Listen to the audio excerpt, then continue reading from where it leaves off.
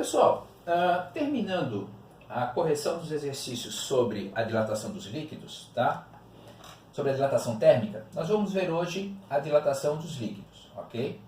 Então eu tenho aqui uma situação, um recipiente completamente cheio, tá? E está tudo a uma temperatura inicial sem nenhum problema. Entretanto, quando a temperatura aumenta, o que a gente percebe? A gente percebe que uma parte desse líquido começa a cair fora do recipiente, tá? Bom, então vamos pensar o seguinte. Primeiro, daqui para cá, o líquido dilatou? Sim. Só que o recipiente também dilatou, tá? Então quer dizer que o recipiente dilatou. Entretanto, o coeficiente de dilatação dos líquidos, ele é maior do que o coeficiente de dilatação dos recipientes. Então o que a gente acaba visualizando? Isso que cai aqui, ela é um ΔV aparente. Por quê? Ela representa tudo aquilo que o líquido dilatou, menos aquilo que o recipiente dilatou e que continua dessa forma, então, conseguindo manter dentro dele. Então eu tenho que ter em mente essa situação aqui, tá certo? Bom, uma outra questão interessante é quando a gente vai pensar na dilatação anômala da água. Bom, a dilatação anômala da água, ela acontece da seguinte forma. A água, que é o H2O, ela é uma molécula polarizada. O fato dela ter lugares onde ela é mais positiva e lugares onde ela é mais negativa dentro dessa molécula H2O, faz com que quando outra molécula ao lado dela se aproxima, tá? Deixa eu tentar fazer um desenho aqui. Então, aqui está uma molécula de H2O. Então, oxigênio, hidrogênio, hidrogênio.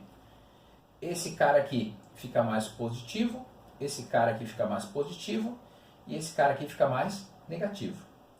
Quando outra molécula de água vai se aproximar aqui, ela acaba se aproximando assim. Ou seja, passa a existir uma atração entre essas partículas por ser uma positiva e a outra negativa, e uma positiva e a outra negativa. Quando eu paro para pensar nisso daqui, essa atração elétrica faz com que essas partículas estejam bem juntas. O que acontece? Quando chega a 4 graus Celsius, isso aqui se rompe, tá? E quando ele se rompe, o que acontece? A água que vinha com o volume diminuindo de 20 para 15 para 10, né? Quando chega a 4 graus, ela diminui. O que a gente esperaria? Que ela continuasse diminuindo. Entretanto, o volume começa a aumentar. Se o volume começa a aumentar, o que acontece? Vou botar lá no meu freezer uma garrafa de vidro com água dentro. O vidro quer diminuir a temperatura linearmente, diminuir o seu comprimento linearmente, e a água chega a 4 graus, quer expandir. Alguém tem que ceder. Quem é que vai ceder? É a garrafa de vidro que acaba quebrando, né? Bom, se aqui eu tenho o menor volume na fase líquida, significa dizer que aqui eu tenho a maior densidade possível na fase líquida para a água. Tá? Então, essa é a dilatação anômala da água. Para quem, por exemplo, tem residência na serra, coisa desse tipo, quando chega o inverno, quando congela a água, é muito comum que os canos nas paredes acabam se rompendo. Por quê? O cano quer contrair e a água quer dilatar, o cano plástico acaba cedendo. Então, todas essas são preocupações que você precisa ter.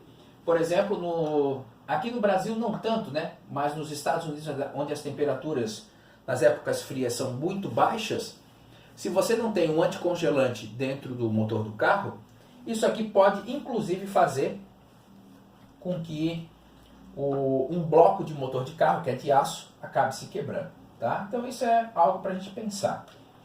E o exemplo 3, ele diz assim: um recipiente está completamente cheio com 125 centímetros cúbicos de mercúrio a uma temperatura de 20 graus Celsius. Então, deixa eu apagar aqui o meu desenho da molécula da água aqui. Então, o volume inicial 125 centímetros cúbicos, a uma temperatura inicial de 20 graus Celsius. Tá? Pois bem, o coeficiente de dilatação médio do mercúrio é de 180 vezes 10 na menos 6. Perceba aqui que ele não falou linear, tá? Porque líquido não faz sentido falar em linear e superficial, tá? Então, o gama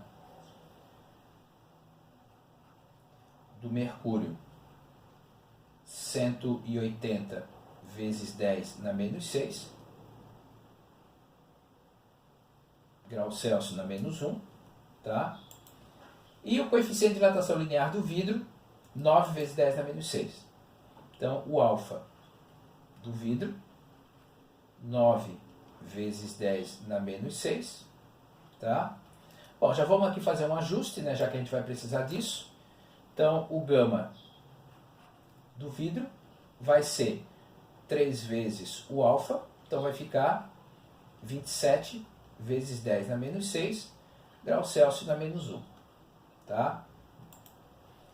Determine o volume de mercúrio que extravasa quando a temperatura passa para 28 graus Celsius. Então ele quer saber quanto que vai cair do recipiente, o ΔV aparente, quando a temperatura chegar a 28 graus Celsius. Bom, eu vou organizar da seguinte forma. Eu tenho que encontrar o ΔV. Então, ΔV é igual a V0 vezes gama vezes variação de temperatura. Vou fazer isso com mercúrio. Então vai ficar 125 vezes 180 vezes 10 na menos 6 vezes 28 menos 20.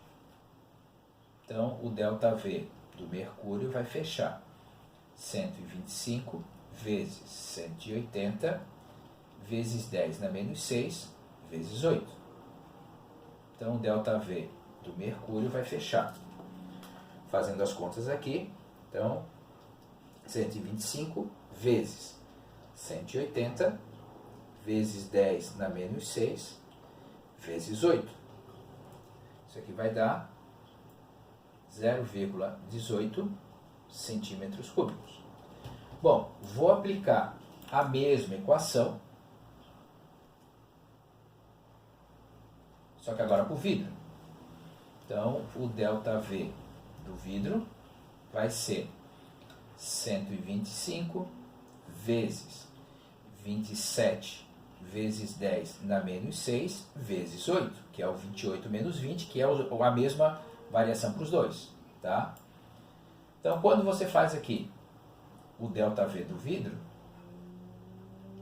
que é o recipiente, então ele vai ficar 125 vezes 27 vezes 10 na menos 6 vezes 8. Então, isso aqui vai dar 0,027 centímetros cúbicos. Ou seja, desses 0,18, tá? 0,27 continua dentro do recipiente, o restante cai fora. Então, o meu ΔV aparente vai ser o ΔV do líquido menos o do recipiente. Então, quando você faz isso, você vai encontrar que o ΔV aparente, aquilo que vai transbordar, é de 0,153 centímetros cúbicos. Tá certo? Vamos supor que isso aqui tivesse dado maior do que esse valor. O que a gente ia perceber? A temperatura aumentou, tá? E teria-se uma impressão de que o volume teria diminuído. Mas, óbvio, isso aqui não aconteceu, tá certo? Pessoal, com isso encerramos o conteúdo aí para a nossa próxima avaliação, tá? Bons estudos, um grande abraço, tchau, tchau.